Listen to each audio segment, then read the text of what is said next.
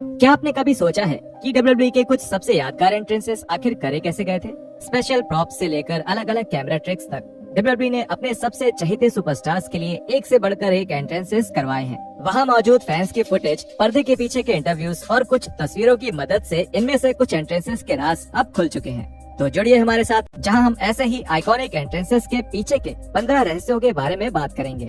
Number 6, John Morrison slow motion. WWE में John Morrison के career के दौरान डब्ल्यूडब्ल्यूई ने उन्हें एक खास एंट्रेंस देने का फैसला किया, जिसमें वो अपना सिग्नेचर पोज स्लो मोशन में करते हुए दिखते थे। ऐसा करने के लिए डब्ल्यूडब्ल्यूई फ्रेम रेट को कुछ सेकंड्स के लिए कम करता था और फिर रिंग या फैंस की तरफ कैमरा करने के बाद फ्रेम रेट को वापस नॉर्मल कर देता था, जिससे सारी चीजें फिर से पहले जैसी हो जाती थी। हालांकि इस तरह की एंट्री प्रोडक्शन के नजरिए से काफी आम है, लेकिन ये मॉरिसन के किरदार को बखूबी निखारती थी।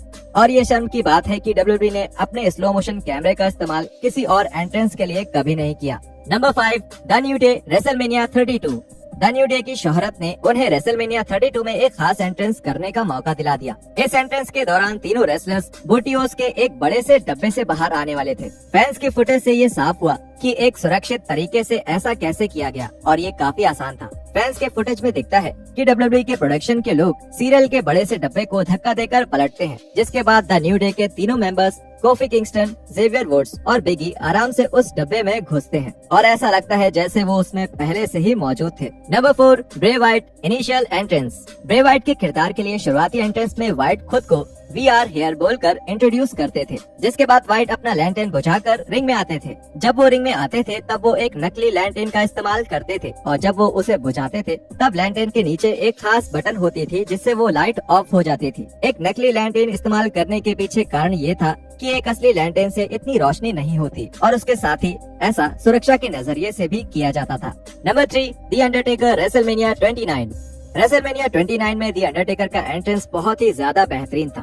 जब द अंडरटेकर सीएम पंक के साथ अपने मैच के लिए एंट्री कर रहे थे, तब जमीन से ज़ॉम्बीज के हाथ बाहर आते दिख रहे थे, जो डब्ल्यूडब्ल्यूई के फिनम को पकड़ने की कोशिश कर रहे थे। हालांकि ये डेडमैन के बाकी के एंट्रेंसेस से ज्यादा साधारण था, लेकिन रेसलिंग में थोड़े से भी बहुत ज्यादा हो सकता है, और ये एंट्रेंस सभी सही कारणों से मशहूर हुआ था। शो में मौजूद फैंस की वीडियो से इस खास एंट्रेंस के राज का खुलासा हो सका। उस वीडियो में दिखता है कि डब्ल्यूडब्ल्यूई ने स्टेज में एक गड्ढा बनाया था और उसी गड्ढे में उन ज़ॉम्बीज को रखा गया था, ताकि ऐसा लगे कि वो सच में जमीन के अंदर से निकल रहे हैं। अंडरटेकर के एंट्रेंस के शुरुआती पलों में डब्ल्यूडब्ल्यूई ने वाइड कैमरा एंगल का इस्तेमाल किया था, ताकि स्टेज के बीच का वो गड्ढा किसी को नजर न आए। और अगर बात की जाए ये ज़ॉम्बीज कौन थे, तो सैमी ज़ेन और रूसेफ जैसे रेसलर्स को अंडरटेकर की एंट्री में ये खास रोल निभाने के लिए कहा गया था, अपने खुद के रेसलमेनिया मूवमेंट को पाने से कई साल पहले।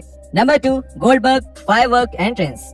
जब बात रेसलिंग में यादगार एंट्रेंसेस की होती है, तो बिना किसी शक के गोल्डबर्ग का एंट्रेंस सबसे यादगार एंट्रेंस में से एक माना जाता है। गोल्डबर्ग ने अपना मशहूर एंट्रेंस सबसे पहले WCW में किया था, जिसमें गोल्डबर्ग को सिक्योरिटी गार्ड्स रिंग तक लेकर आए थे, और जब वो रैंप पर आए तब उनके ऊपर फायरवर्क्स की चिंगारी की बौछार की गई थी। वैसे तो वो फायरवर्क्स गोल्डबर्ग को जला सकते थे, लेकिन इसको सुरक्षित ढंग से करने के पीछे कई सारे राज थे। ऐसा माना जाता है कि उन फायरवर्क्स का टेम्परेचर बहुत कम था, जिससे वो किसी को जला नहीं सकते थे। और इसके साथ ही ऐसी अफवाह भी थी कि गोल्डबर्ग इस एंट्रेंस से पहले अपने ऊपर पानी डाला करते थे, जिससे उनकी जलन कम हो जाती थी। हालांकि गोल्डबर्ग की एंट्रेंस का ये हिस्सा बहुत खतरनाक लगता था, लेकिन ये पुराने वर्ल्ड चैंपियन अक्सर खुद को लॉकर रूम के दरवाजे में सर ठोक कर भी जख्मी कर लेते थे, जिसका मतलब था कि इस तरह की चिंगारी से जलना उनके लिए कोई बड़ी बात नहीं थी। Number 1, Rey Mysterio jumping into the sky. 2022 में डब्ल्यूडब्ल्यूई ने अपने ऑफिशियल यूट्यूब चैनल पर एक वीडियो डाला, जिसमें रे मिस्टीरियो के लेजेंडरी एंट्रेंस के राज का खुलासा किया गया। जब मिस्टीरियो पहली बार डब्ल्यूडब्ल्यूई में आए,